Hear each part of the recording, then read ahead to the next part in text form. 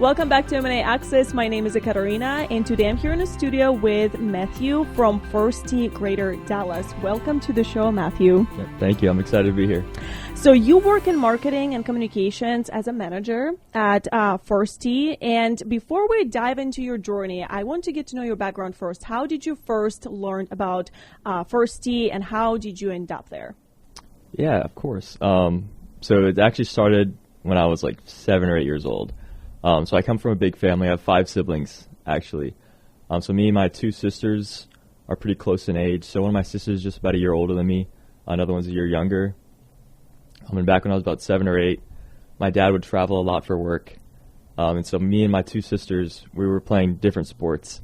So I was in, I think, basketball at the time. My older sister was in volleyball. And I believe my younger sister was in soccer. And so we'd all have the same time practices, but at different locations. So whenever my dad flew away for work, my mom would have to kind of pick and choose like who she would take for practice. And so my parents were trying to find a way to bring all of us to kind of the same place at the same time for us to play a sport together. And so they learned about the First Tee. Mm-hmm. So very sports-oriented family. Yes. Yeah. Yes, yeah. So why golf? My dad always tells this story, and I may get the details wrong, but I think he was flying back from work one time, and he was just talking to this guy on the plane, and I want to say he was from Kentucky. And he told my dad about the First Tee and how, kind of we're all able to get all of us in the same spot, different ages, different genders, and we're all able to play together. Mm-hmm. Mm-hmm. So you were 7 when you first entered the building of First Tee. Mm-hmm. What did you think about the people that you met and about the program in general? Because you were in elementary school. You probably had other interests besides that. Yeah, definitely. It was strange for me. Coming from like basketball, and I played, baseball, soccer, volleyball, a bunch of different sports growing up. And so walking in, the doors of the golf club, we all had our little like name tags with our names. So every week we'd have to go up to the counter and like find our names, which is always a little weird for me. So we'd clip our name tags on, we'd head out to the back. There's kind of this designated area just by this big tree that we'd all meet up at. And so the coach would be there. I want to say Coach Jim. He was really cool. And then just a bunch of kids my age. I was actually really good friends with these two twins. One of them named with Daniel. And I only remember that because my dad's name is Daniel. But it was really fun, like, environment, kind of light environment. So how many kids your age were in the same group as you? Like, how does that work at First Tee? Yeah, so if I remember, it was a good amount of us, maybe anywhere from 10 to 20 of us. Mm-hmm. Yeah. Okay. So you first enter. What happens next when you just subscribe to become, a member or part of the First Tee group? Who exactly are you? So we call them participants. So you're a participant of the program. So what happens next after you become a participant? Like, are there classes that you have to take or events you have to participate in? Like, what is the next step after you become a participant? Yeah, so usually they're kind of under our open enrollment. So we go online and enroll for whatever classes we'd like. And there's different locations, different time slots. And usually it'd be, I want to say like 8 weeks. So for 8 weeks you'd go, let's say at Tuesday o'clock at X golf course, and you'd go from 6 to 7:15, right? And so when you first walk in, you kind of get settled in. If you got your own golf clubs, you bring them. If you don't, they have extra. And so we'd walk up, wait till 6 o'clock, and then the coach would come out. He'd give us kind of a little spiel about what we're doing today, what we're learning today. If we have any questions, maybe we talk about previous weeks and what we've learned. And then they would divide us into different groups. So usually they have kind of different setups. So they had like a driving range, the putting green, and then a chipping green. So it'd kind of divide us into usually 2 or 3 groups. We get set off, and there'd be a coach at each location, and we'd switch every maybe 20 minutes. Do you get to pick your group, or is that not up to you? Usually it's not up to you. The coaches but they would put you with your friends usually, or people kind of similar to you. How do they decide that? Based off of age or your interests or your like physique? Well, I'm trying to think back when I was a participant. Because when you sign up for the program, you kind of do it with age. So there's different like age groups to like for take each a one test. To sign up for. There are testing, yeah. So there's also different levels to it. So it starts with the player level, is what it's called. And it goes from player to par, birdie, eagle, and then ace. And so the curriculum now is a little bit different than when I was in the program. So back then it was a little more skills-based, and now it is more age-based. So that would usually how they would split up like different classes you would enroll for. Do you have a story or something memorable that you still have in your brain to this day from your early days at First Tee? Yeah, I do. It was it was the funniest thing to me at the time. So we're on the putting green, and I don't know who the coach was. I just remember just this moment, right? So they're kind of teach us about distance control and putting. And so they show us this one putt, and they're probably 3 feet away from the hole.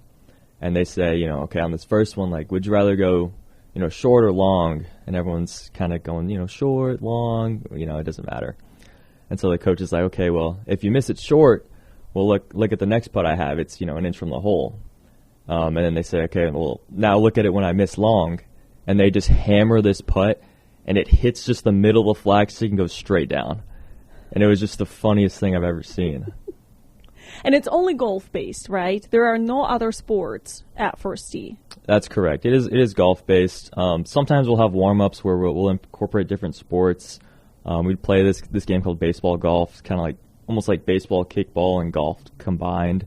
Where we trying to imagine that. Yeah, so we're almost hitting like tennis balls with these plastic golf clubs. Okay. So you'd hit it, and then you'd kind of run the bases, and you'd have taggers trying to tag you out. Not the golf course, but kind of just a big field almost. Interesting. Okay. So do you remember a moment when you realized First Tee was changing your life?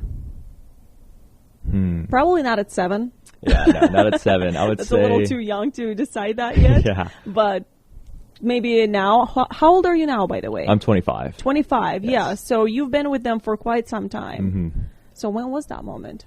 I think that moment for me... I was probably 16 or 17, and I was, we have these, they're called national opportunities. So because there's a lot of different chapters under the First Tee. So there's First Tee National, and then all these different cities and different locations have their own, like, First Tees. So all the stuff we've been talking about so far is just the stuff in Dallas, right? Like the stuff that I've experienced in Dallas. But they do have these national opportunities that every different chapter the kids are able to apply for. And then you get flown out to these kind of like summer camps. But this one, it's called the Pure Insurance Championship at Pebble Beach.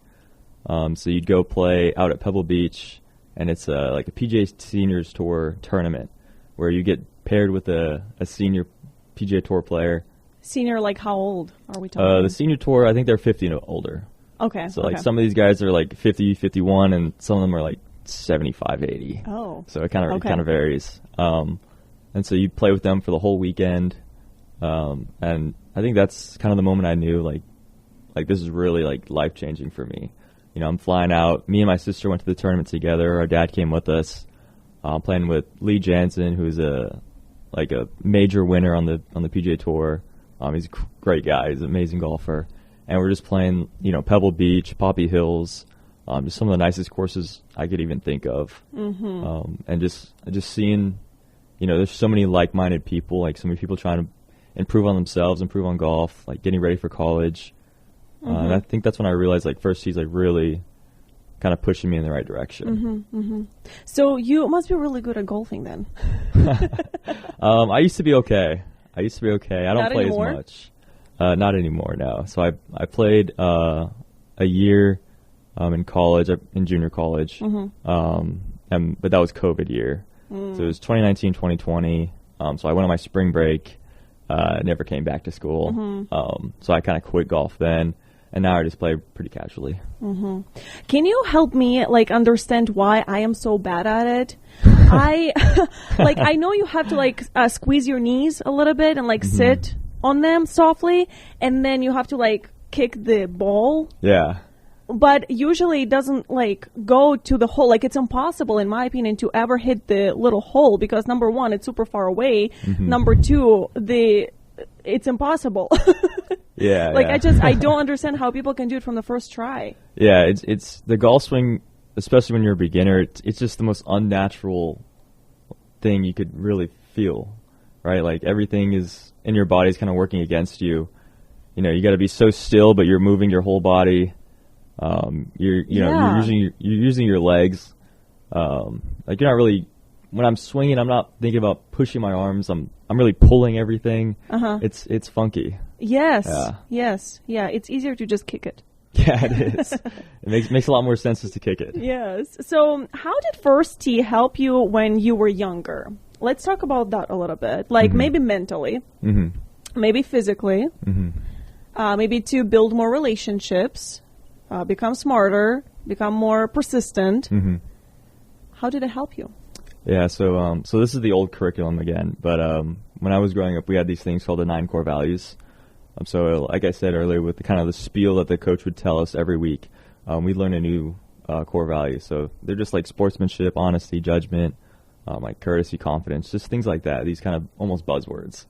But they kind of teach us about that, and not only just kind of teach us, you know, the dictionary definition of these words, but they'd also give us kind of examples of ways that we could use these words and these feelings in our own life. So the coach would ask us, you know, if it was confidence that day, it'd say, okay, how could you display off confidence today on the golf course?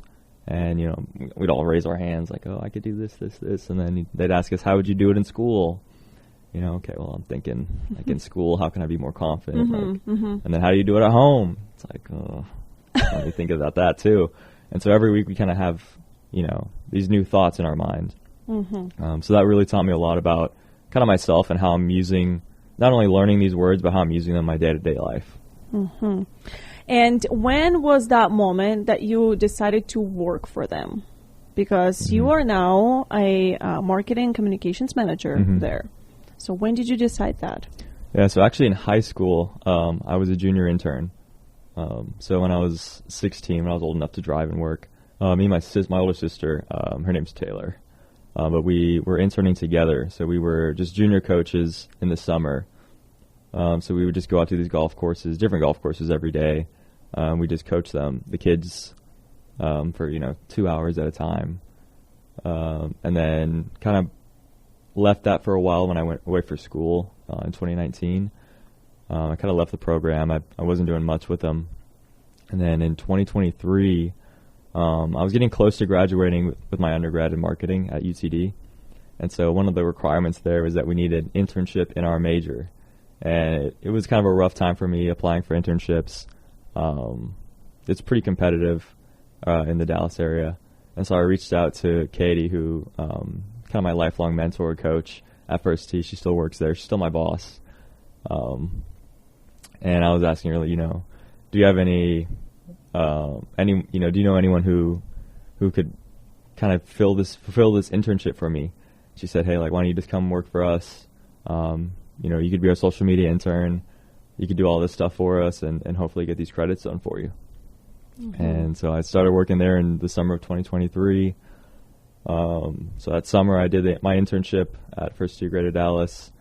Kind of worked on and off until the next year when I graduated in 2024. And then September 2024, I got a full-time offer to come back and be the marketing communications manager.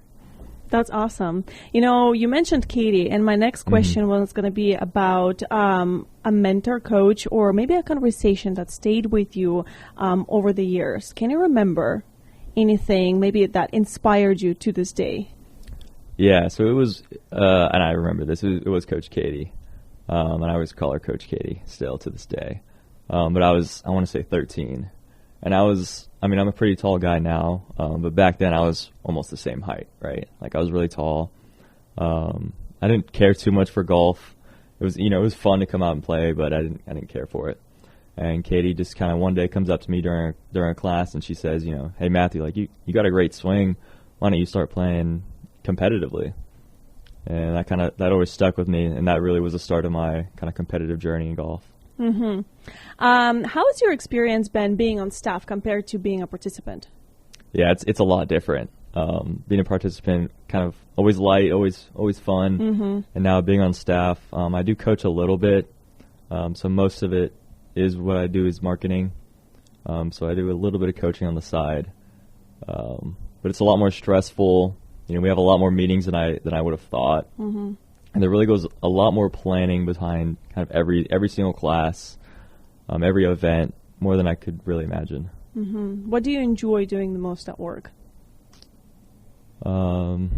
Is it coaching with kids or more something creative for social media? I think I'm a little more creative, so I do take all of our event photography. So, all of our big events, I'm always there, and then a lot of our classes, just our regular classes, I'll be there. And I think it's really fun kind of come out taking pictures of the kids because honestly, they hate it. They hate the pictures, and that's what I like most about it. But also just being able to see like the same kids returning back. I kind of am able to build a little bit of a relationship with them. So they'll, when I come up, they'll say, hey, Coach Matthews here, because I'm not there every week like a lot of the other coaches. And so it's kind of a fun little event for them. And then they know, like, when I'm there, they got to kind of act a little bit better. So it's Do you ever look at the kid and think, oh, my God, he's basically me back in the day? Little aspects of them, for sure. Yeah. Yeah, because when I was growing up, I was really awkward. I was really shy. I wasn't a big talker as much as I am now. So I'll see kind of kids when they're real shy at these classes, and I'm like, yeah, like that was me. So I kind of go out of my way to try and talk to those kids who talk a little bit less. We're taking just a quick break from this conversation to let you know about some upcoming conversations that you could be a part of too. This summer in Chicago at AMA's Summer Conference, you have the opportunity to meet with hundreds of decision makers with over $1 billion in the transactional buying power. There will be panels with insights like what you find in this podcast, hundreds of meetings happening, as well as really great networking opportunities. You can find out more at ameconference.com. Hope to see you there. So do you think your personal experience helps you in your job today? Most definitely, especially when I'm coaching. I'm able to just really put myself in their shoes and kind of think, like, would these kids even have fun in these activities, and are they kind of getting the message that I'm trying to give them? And so I'm able to just kind of think back and, like, okay, well, if I was coaching myself, what would I say here? And if I was coaching this class, what would I tell them? And if I was setting up this game, what rules would I have to set up for them? What about situations where kids are not behaving as good as maybe coaches prefer them to behave? How do you deal with situations like that when they maybe show up in a bad mood, or they just refuse to do something, or they just want to pick on other kids? Yeah. That's a tricky question because we do kind of have two different types of programming. So we have our in-school and then our open enrollment. So our in-school is kind of imagine like we'd have a bag of golf equipment, and we go out to a school during maybe their PE hour, and we coach them for an hour, and we'd leave. So we'd come back every week, Wednesday at their PE hour, which is maybe 2 or 3 o'clock, coach them there for an hour, and then go home. Versus our open enrollment, which was what I was in. So they would sign up, they would come to the golf course or our facility, and we'd be able to coach them there. So when we're dealing with our in-school, we do have to be a little bit more strict because they're usually bigger groups. They're with all their school friends, but we have their teachers with them. So we're able to tell them, hey, like, if if you're not listening, like, you can go sit over there with your teacher. So for our open enrollment, it is a lot trickier, actually. Because of different kids with different backgrounds and different families. Exactly. So we're not able to really control, like, exactly who's coming to see us. And then, I really don't work the open enrollment as much, to be honest. Why not? I do only really in-school when I'm coaching, so I'll coach maybe 2 days a week of the in-school. That's just kind of where they need me. And do they have, for open enrollment groups, a limit of kids they can take? Yes, so every class has a different limit. So I know at our facility, each class, I want to say it's around 12, maybe 18, just depending on how many coaches we have available. And then at the golf courses that we work at, it's usually about that 12 number. Okay. What is one memory from your time as participant that you still carry with you today? I think when I was 17. Was I 17? Yeah, I was 17, back of summer of 2018.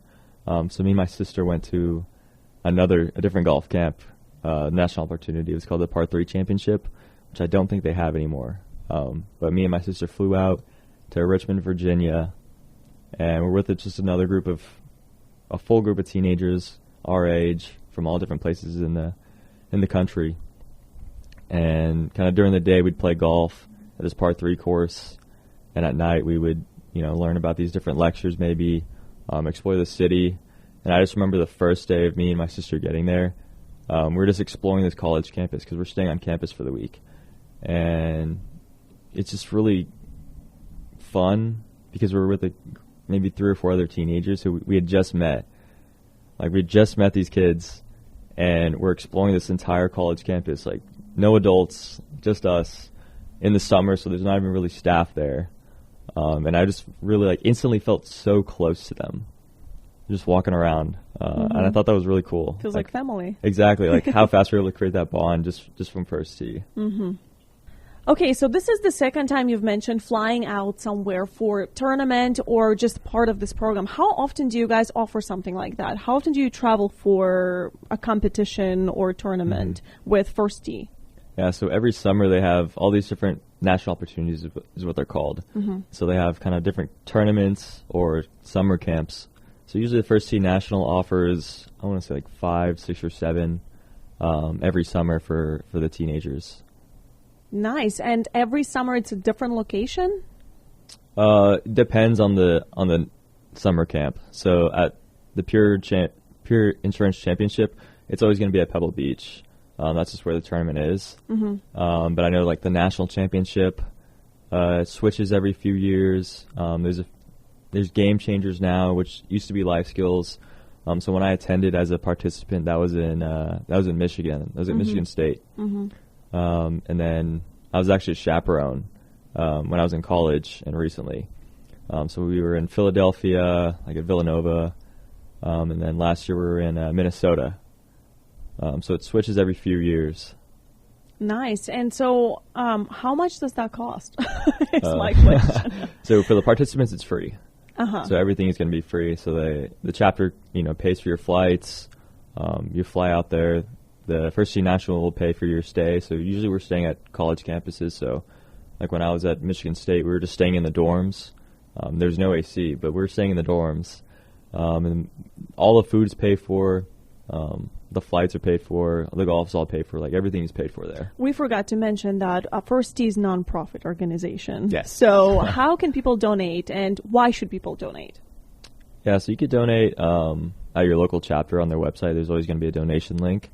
And then they also have different fundraising events. So I know for Dallas, we do have a lot of big fundraising events, with our biggest one being our Invitational. So if you're watching this maybe as a company, you could donate to be, title sponsor, whole sponsor, all these different types of sponsors. And if you're not maybe a company watching this, you could actually play in the tournaments, our fundraising tournaments. So it would be a set amount of dollars that goes straight to the First Tee, and then you're able to come out and play and enjoy us and meet a lot of the staff and even some participants. Are there any qualities or something that a person should know how to do before they apply for a tournament? Should you be a non-professional golfer so that it's fair to compete with other, students or kids? Yeah, so usually these fundraiser tournaments are pretty lighthearted. So they're pretty beginner friendly. I wouldn't say if it's your first time ever golfing, I'd maybe hit the range a few times. But it is pretty beginner friendly. Usually scrambles, they have all these maybe extra fun rules, you're able to buy some mulligans or things like that. But if you were a professional, you could still come out. It's still a very fun environment. What do you want people to understand about First Tee that they may not see right away? I would say the community aspect of it. Obviously we're out there teaching kids about golf and, maybe about these life lessons. But I think the biggest takeaway for a lot of these kids is just being able to be around kids that are similar to them and create this community, because golf isn't maybe the most exciting sport for kids. But being around a bunch of kids that kind of enjoy being out there, you're just outside, with your buddies, learning about golf. I think it's a lot of fun, and it's a really good community, really tight-knit. And you get to make a lot of new friends. Yeah, exactly. New friends every week almost. Like you mentioned, a lot of people think golf is just a sport. How is this program became more than golf? I mean, yeah, I think it's just kind of everything we've talked about so far, of like the community aspect, the life skills, the leadership, not only the community, but that kind of mentor-mentee relationship with your coaches. I think that's all really big in the First Tee. And what kind of impact can this program have on a young person's life? So for other kids that are listening right now, potentially, possibly, I don't know if any kids are listening to M&A Access specifically, but maybe their parents, what kind of impact can First Tee have on their kid's life? Yeah, so, not only First Tee, but the game of golf, it requires a lot of discipline and kind of being humble. I think a lot of other sports don't really require. And especially under our coaching and our curriculum, you're able to just learn so much, really like these kind of mature topics almost, about like confidence and honesty and judgment and sportsmanship. So you're learning about all these different things that maybe you wouldn't learn until much later in life. And what would you say to someone who is thinking about joining or supporting First Tee? Should they do it? I know it's a very obvious question. Yeah, I mean, of course I'm going to say they should, right? But I really think they should. Even, if you're an adult, you can come out and volunteer. You can come out and donate.